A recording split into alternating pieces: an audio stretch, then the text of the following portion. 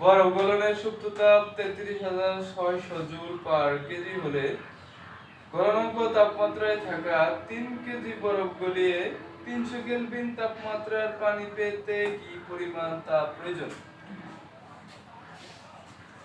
আচ্ছা, সাপোজ এটা ধরি একটা পাত্র। এই পাত্রের মধ্যে বরফ আছে। কি আছে? বরফ 3 কেজি।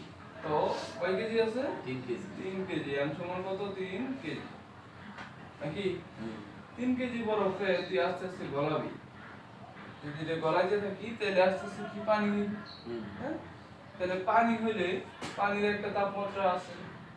ধরলাম আমরা 0 ডিগ্রি তাপমাত্রায় পানির তাপমাত্রা 0 ডিগ্রি সেলসিয়াস আছে পানির তাপমাত্রা। 0 ডিগ্রি সেলসিয়াস মানে কত? 273 কেলভিন। কেলভিন। কেলভিন। এখন আমারে বলছে যে প্রথম কি করব? বরফটা